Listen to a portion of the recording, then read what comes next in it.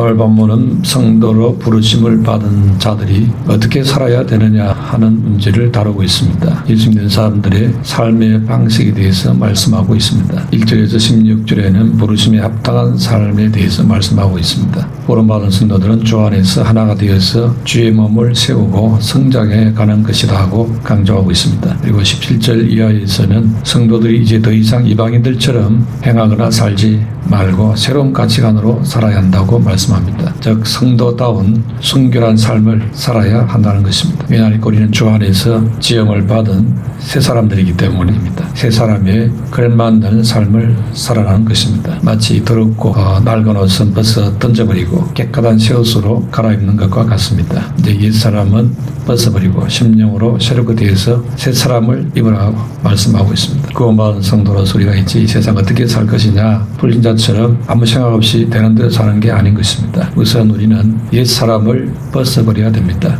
옛 사람이 뭔가? 옛 사람은 바울이 오늘 본문에 세 가지로 묘사를 하고 있습니다. 우리 안에 있는 이 옛 사람은 마음이 허망하다 했습니다. 17절에 보면은 너희는 이방인이 그 마음에 허망한 것으로 행함같이 행하지 말라 했습니다. 마음이 허망해지는 겁니다. 마음이 우울해집니다. 이런 것들은 옛 사람에 속한 것이라는 것입니다. 허망하다는 것은 결과가 없다는 겁니다. 무슨 끝이 없습니다. 시간이 흘러도 뭐가 뭔지 모르겠다 하는 겁니다. 허무한 생각이 들고 이런 것입니다. 결국 헛되고 헛된 것이라는 것입니다. 솔로몬이 이것을 깨달아서 뼈에 사무치도록 고백을 했습니다. 솔로몬은 인생 마지막에 전도서를 말했습니다. 전도서 1장 1절에 헛되고 헛되며 헛되고 헛되니 모든 것이 헛되도다 고백했습니다. 다 누려본 사람이 한 말입니다. 솔로몬은 아쉬움이 없이 다 해봤습니다. 돈에다가 부귀영화 에다가 권력, 권세, 여자까지 1000명이나 되는 부인을 두고 살았습니다. 어마어마한 것을 다 누려봤습니다. 그러면은 만족할 것 같는데 만족이 아니고 헛되다 했습니다. 그게 채워지지 않다 했습니다.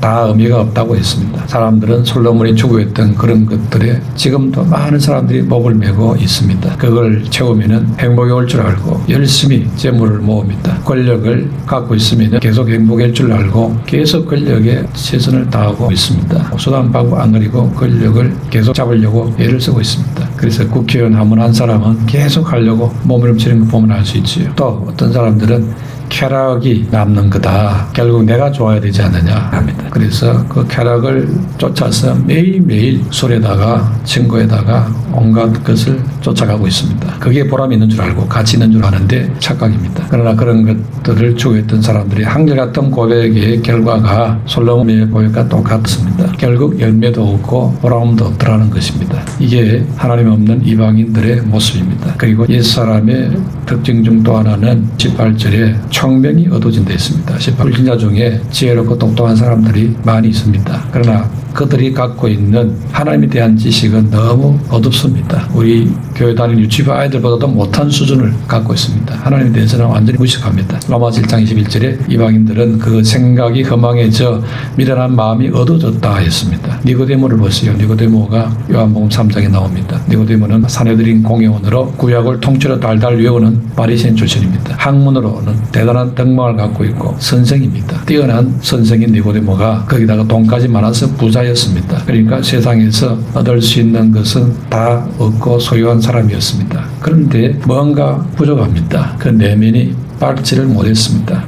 늘 마음이 어두워 시원한 게 없어서 고민하고 있던 차에 예수님이 나타나니까 찾아와서 질문을 했습니다. 예수님께 답을 얻으려고 찾아왔습니다. 예수님이 그 니고데모 마음에 평강이었고 안식이 없다는 사실을 알지요. 그래서 말씀을 합니다. 요한복음 3장 3절에 사람이 거듭나지 아니하면은 하나님 나라를 볼 수 없느니라 했습니다. 니고데모의 그 문제를 해결할 수 있는 것은 하나님 나라를 보는 것만이 해결할 수 있다는 뜻입니다. 하나님 나라를 볼 수 있는 자가 된다면은 돈이고 지혜고 지식이고 지위를 뛰어넘는 해결책이 된다는 것입니다. 그런데 이 니고데모는 다른 건 갖고 있었는데 아직 하나님 나라를 볼 수 없었습니다. 왜 그게 안 되느냐? 문제는 거듭나지 않아서 그렇습니다. 거듭나야 하나님 나라를 볼 수 있습니다. 거듭나야 하나님 나라를 차지할 수 있습니다. 그래서 예수님이 니고데모에게 거듭나야 된다고 말씀했습니다. 하나님 나라라는 것은 하나님이 통치하는 나라를 의미합니다. 그리고 하나님 나라를 본다 했을 때 본다는 것은 경험한다, 체험한다는 뜻입니다. 그러니까 거듭나지 않으면은 하나님의 통치를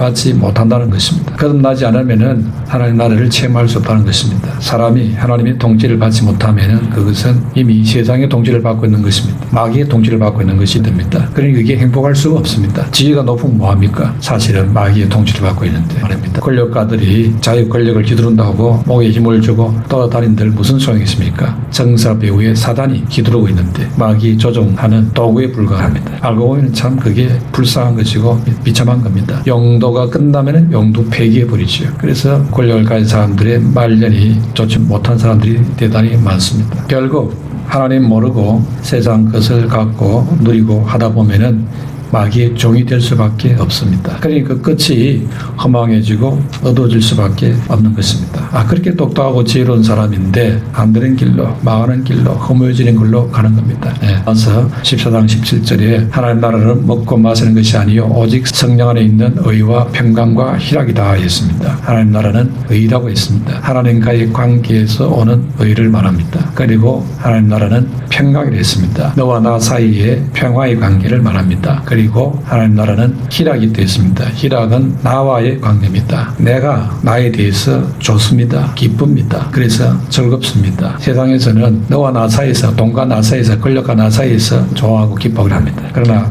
하나님이 주시는 기쁨은 바로 나와 나 사이에서 기쁨이 주어지는 것입니다. 세상과 상관없이 기쁨이 오는 겁니다. 하나님이 주시는 기쁨인 것입니다. 그래서 하나님 나라는 현세적이고 동시에 미래적입니다. 사람들은 죽으면 끝난다고 생각합니다. 그러나 사람의 죽으면 끝나는 것이 아닙니다. 히브리서 9장 27절에 한 번 죽는 것은 정한 것이요 그 죽은 이후에 심판이 있으리니 했습니다. 그런데 세상 사람들은 이 세상이 전부라고 생각하니까 이 세상만 딱 생각하고 행동하고 판단하고 움직이고 살아갑니다. 그러니 그게 대책이 없고 끝이 허무한 쪽으로 갑니다. 딱 죽으면 다 끝나버리니까. 그래서 아주 헛되고 허무한 결말을 위해서 다 올인하고 살아가고 있습니다. 그러니 불행할 수밖에 없는 것입니다. 사람은 이 세상이 끝난다고 끝난 게 아닙니다. 그 다음에 영원한 세계가 기다리고 있습니다. 바로 그것을 아는 구원받은 성도는 그걸 준비하고 대비하고 살아가는 자가 되어집니다. 이것을 알게 되면은 이런 세상에 헛된 것을 벗어날 수가 있는 것입니다. 그런데 거듭나지 않는 사람은 계속 21장 8절의 말씀처럼 불과 유황으로 타는 못에 영원히 잠자게 될 것이라 했습니다. 그러나 거듭난 자는 하나님 나라를 소유할 수 있다고 했습니다. 거듭난다는 것은 바로 위로부터 나는 것으로서 영적인 탄생을 의미하는 것입니다. 즉 존재가 변화되는 것입니다. 새로운 세계로의 변화인 것입니다. 사람이 거듭나면은 육적인 사람이 영적인 사람으로 바뀝니다. 사람이 거듭나면은 땅에 속한 사람이 하나님 나라에 속한 사람으로 변화됩니다. 또 거듭나면은 흑암의 세계에서 빛의 세계로 옮겨집니다. 할렐루야. 이런 변화가 오는 것이 거듭남인 것입니다. 그래서 이 땅에서 세상이 전부인 줄 알고 살아가는 사람들이 이제는 우리의 상상을 초월하는 어마어마한 하나님 나라에 대해서 소망을 갖게 되고 꿈을 갖게 됩니다. 그래서 마음의 기쁨으로 살아가게 되어지는 것입니다. 이렇게 변화된 자를 가리켜서 새 피조물이라 했습니다. 사람이 거듭나면은 그때부터 가치 있는 인생이 됩니다. 그때부터 생각도 달라지고 보는 관점도 달라집니다. 소망도 달라집니다. 그래서 새 사람이 되는 것입니다. 그런데 예수 믿기 전에 그 사람은 옛사람입니다. 이 옛사람은 보통 세상 사람들이 다 갖고 있는 것입니다. 그 보통 세상 사람들이 다 갖고 있는 그 마음의 첫 번째 특징이 허망한 마음이 있다 이겁니다. 두 번째 특징이 그 총명이 어둡다 했습니다. 세 번째 특징이 그 마음이 굳어져 있습니다. 성경은 이방인들 곧 하나님 모르는 사람의 상태를 가리켜 서 영적으로 죽었다 했습니다. 영적으로 죽었기 때문에 영적인 것에 대해서는 굳어 있어서 감각을 못 느끼는 겁니다. 적은 사람을 만져보면 차갑고 굳어 있습니다. 이게 영이 죽어 있는 상태이기 때문에 감각도 없고 깨달음도 없는 사람으로 살아가고 있는 것입니다. 영적으로 반응이 없다는 것입니다. 결국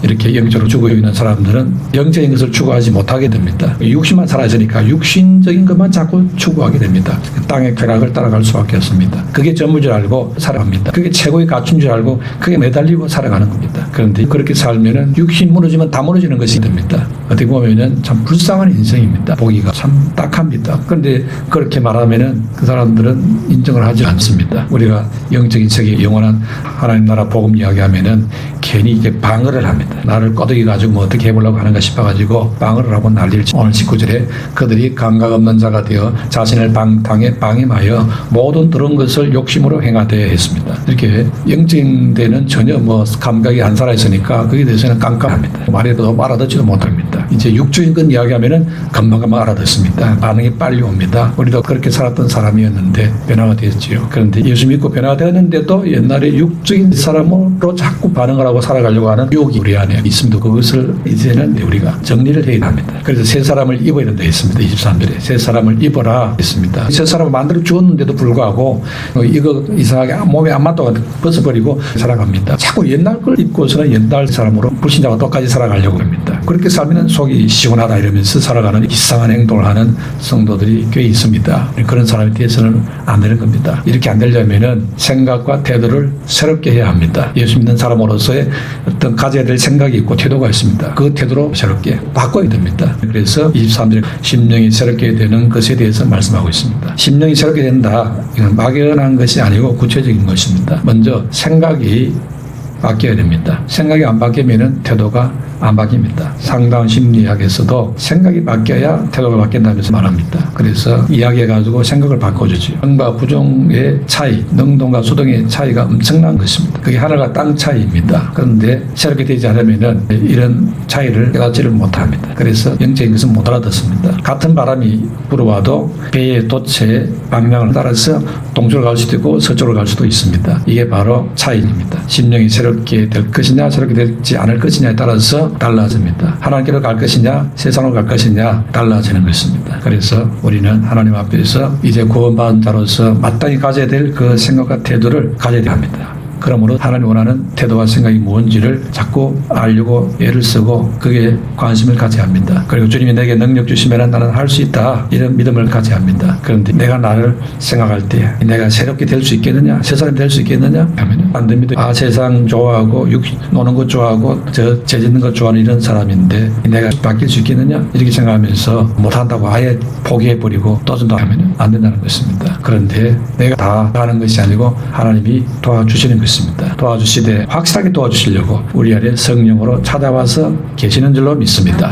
그러나 정작 본인이 포기를 해버리고 못한다 이렇게 하고 있으면 안 되는 거죠. 큰 실수를 하는 겁니다. 그래서 생각을 바꿔야 됩니다. 빌립보 4장 13절에서 바울이 내게 능력 주신 자 안에서 내가 모든 것을 할 수 있는지라 이런 믿음의 고백을 합니다. 누구든지 믿는 성도는 다 그렇게 할 수 있다는 것입니다. 이렇게 믿음으로 생각을 먼저 새롭게 바꿔야만 우리가 바뀌어집니다. 일반 세상 상담 심리도 생각을 바꿔야 당신을 고칠 수 있고 바꿀 수 있다고 말합니다. 우리가 세 사람의 믿음의 사람으로 바꿔지려면 믿음의 생각을 바꿔야 됩니다. 이 생각을 바꾸는 것에 대해서 나는 내 능력으로 안 되지만 주님은 바꿔줄 줄로 믿습니다 해야 합니다. 이렇게 주님께 마음의 문을 열어야 되는 것입니다. 그래서 23절에 새롭게 되어 했습니다. 이 새롭게 되어 이 말은 인간의 의지나 어떤 노력이나 결심이나 수고로 된다는 뜻이 아닙니다. 그런 인간의 의지와 노력도 필요하고 열심도 필요하지만은 그게 결정적인 것이 아니라는 말입니다. 결정적으로 내게 역사하는 것은 성령 안에서 역사되는 것입니다. 그러므로 성령이 바로 결정적인 것인 줄로 믿습니다.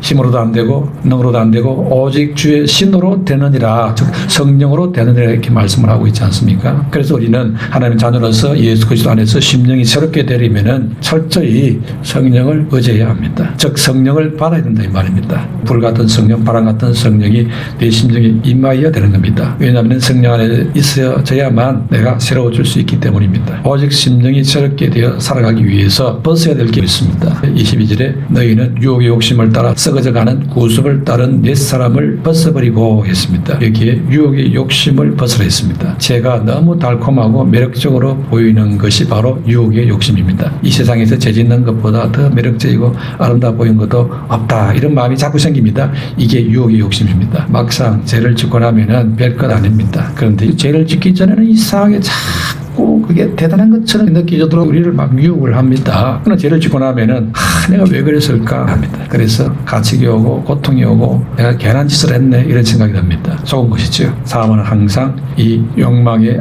악순환의 굴레에서 못 벗어나고 살아가고 있습니다. 세상 사람들이 이렇게 살아가고 있어요. 근데 구원받은 우리가 그 악순환의 연속을 계속하면서 불신자같이 살아가고 있습니다. 이거는 참 불쌍한 것입니다. 벗어날 수 있는데 안 벗어나고 있으니까 처음에는 제 유혹을 받으면은 되면은 죄에 대해서 호기심이 오고 관심이 생깁니다. 그러나 마음속에 완전히 죄에 빠지지 않고 조금만 죄를 맛만 보자 이렇게 유혹을 또 합니다. 그러고 나서 조금 죄를 짓는데 맛만 보는 게 어디 있습니까?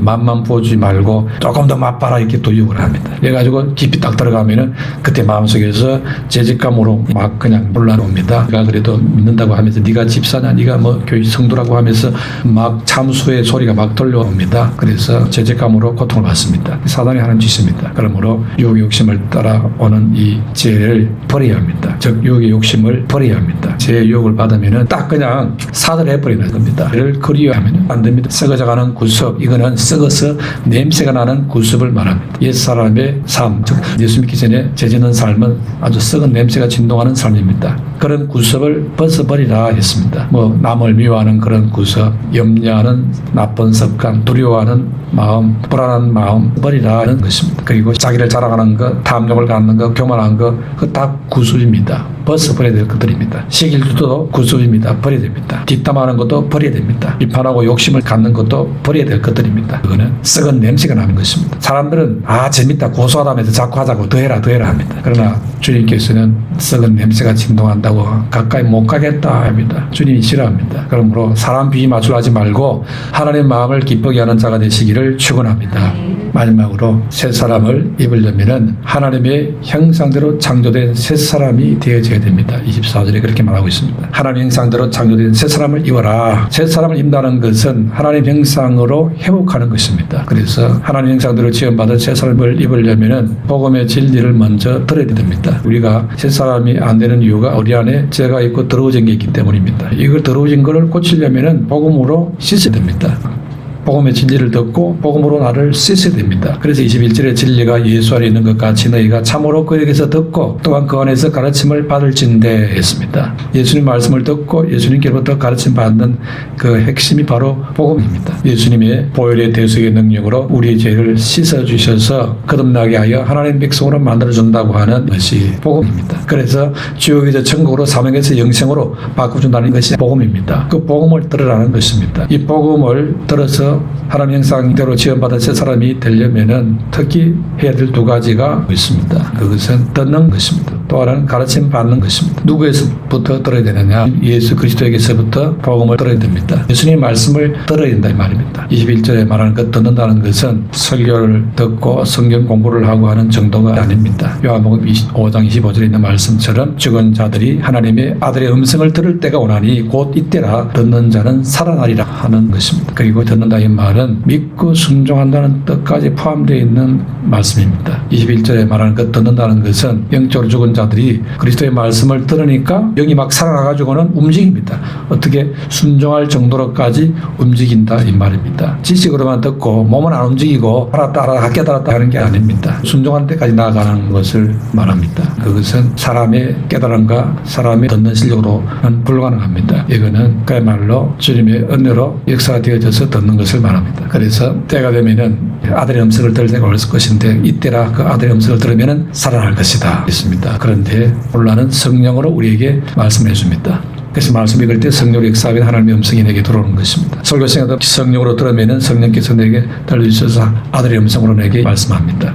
그래서 우리가 하나님의 말씀 받을 때에 성령으로 역사해달라고 기도를 해야 되는 것입니다. 세상 지식, 세상 지혜는 그냥 성령이 없이도 얼마든지 할 수 있습니다. 그러나 하나님의 말씀은 성령의 도움이 없이는 안 됩니다. 그렇게 하면 아무 역사도 안 일어납니다. 그러므로 하나님의 성령이 역사해야 됩니다. 그래서 우리가 믿을 때에 로마 10장 11절에 믿음은 들음에서 나며 들음은 그리스도의 말씀으로 말미암느니라 했습니다. 하나님의 말씀을 들어도 예수 그리스도로부터 오는 그 말씀이 들려져야 한다 하는 말씀입니다. 오늘 나는 예수님께서 내가 나 대신 나와 똑같은 자를 보내겠다 했습니다. 즉 보혜사 성령을 보내겠다고 했습니다. 그 성령이 오면 그가 너희들에게 말할 것이다. 생각나게도 해주실 것이고 깨닫게도 해줄 것이다 했습니다. 그러므로 그 성령의 역사를 통해서 오는 주님의 음성을 들어야 될 줄로 믿습니다.